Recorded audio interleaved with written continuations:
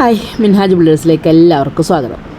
കുട്ടികളെയും കെട്ടിയനെയും കൂട്ടിയിട്ട് പോകുന്ന പോക്ക് കണ്ടാൽ തോന്നും വല്ല കല്യാണത്തിനോ പരിപാടികൾക്കൊക്കെ പോവുകയാണെന്ന്. എന്നാൽ അങ്ങനെയല്ല. ഞങ്ങൾ ADLP സ്കൂളിൻ്റെ വാർപ്പ് സൈറ്റിലേക്കാണ് കേട്ടോ പോകുന്നത്.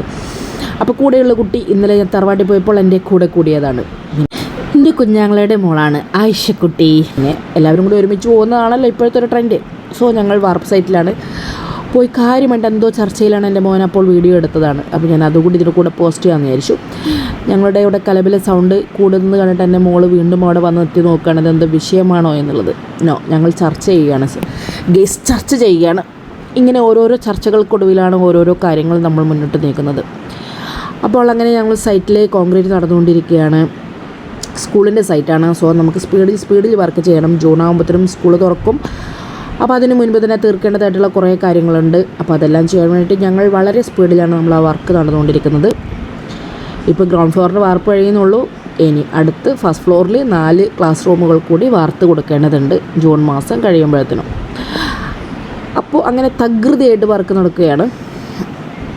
അപ്പോൾ ഈ വർക്കിന് 1-2 പ്രത്യേകതകളുണ്ട്.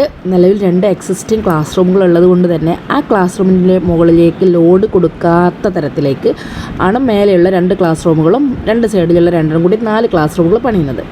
സോ അതെങ്ങനെയാണെന്ന് വെച്ച് കഴിഞ്ഞാൽ നമ്മൾ PT ബീമൊക്കെ കൊടുത്ത് സപ്പോർട്ട് ചെയ്തിട്ടാണ് നമ്മളതിൽ ഈ ഒരു എക്സിസ്റ്റിംഗ് ബിൽഡിങ്ങിലേക്ക് സപ്പോർട്ടില്ലാത്ത രീതിയിലേക്ക് ചെയ്യുന്നത്. അതുപോലെ ഫ്രണ്ട് പോർഷനിൽ ഒരു 3 പില്ലർ അഡീഷണൽ കൊടുത്ത് അതിനൊരു എക്സ്ട്രാ ബീമൊക്കെ കൊടുത്ത് കുറച്ച് കാര്യങ്ങൾ. അതുകൊണ്ടാണ് ഇപ്പോൾ ഈ വാർപ്പിൻ്റെ കുറച്ച് പോർഷൻസൊക്കെ ഇങ്ങനെ കട്ട് ചെയ്ത പോലെയൊക്കെ കാണുന്നത്. അപ്പോൾ വാർപ്പ് കട്ട് ചെയ്ത ഭാഗത്ത് നമ്മൾ കമ്പിയൊക്കെ ജോയിൻ ചെയ്തുകൊണ്ട് തന്നെ 211 എപ്പോക്സി ബോണ്ടിങ് ഏജൻറ്റ് അതിലേക്ക് ബ്രഷ് ചെയ്ത് കൊടുത്തിട്ടാണ് നമ്മൾ അതിനെ രണ്ടും തമ്മിൽ ബോണ്ടിങ് ഉണ്ടാക്കുന്നത്, ജോയിൻ ചെയ്യുന്നത്. അപ്പോൾ അത്തരം കാര്യങ്ങളൊക്കെ ചെയ്തുകൊണ്ടാണ് ഈ ഒരു ബിൽഡിംഗ് നിർമ്മിക്കുന്നത്. സോ അതിൻ്റെ മേലെ നമുക്ക് 4 ക്ലാസ് റൂം സൂപ്പറായിട്ട് പണിയാനായിട്ട് പറ്റും. ഇതിൻ്റെ ബാക്ക് സൈഡിലാണ് നമ്മൾ PT ബീം സെറ്റാക്കുന്നത്. അപ്പോൾ PT ബീം ഒരു 13 മീറ്ററോളം ലെങ്ത്തിൽ സെൻറ്റർ സപ്പോർട്ടില്ലാതെ കൊടുക്കാൻ പറ്റാവുന്ന ഒരു ബീമാണ് PT ബീം.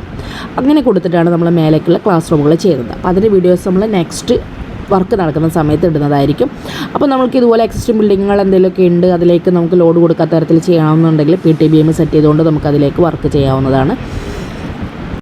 എന്തിനും സൊല്യൂഷൻസ് ഉണ്ട്. പക്ഷേ നമ്മൾ ആ സൊല്യൂഷൻസൊക്കെ മാക്സിമം സ്റ്റഡി ചെയ്ത് നല്ല രീതിയിൽ തന്നെ ചെയ്യണം. ബിൽഡിംഗ് വർക്ക് ആവുന്നത് കൊണ്ട് തന്നെ നമ്മൾ അതിൽ യാതൊരു തരത്തിലും ഒരു കോംപ്രമൈസ് നമ്മൾ ക്വാളിറ്റിയുടെ കാര്യത്തിലും ക്വാണ്ടിറ്റിയുടെ കാര്യത്തിലും ചെയ്യാനായിട്ട് പാടില്ല. നമുക്ക് എന്തെങ്കിലും അറിയാത്തതുണ്ടെങ്കിൽ മറ്റുള്ളവരോട് ചോദിച്ചറിഞ്ഞുകൊണ്ട് തന്നെ നമ്മൾ അത്തരം കാര്യങ്ങളൊക്കെ ചെയ്യാനായിട്ട് ശ്രമിക്കണം.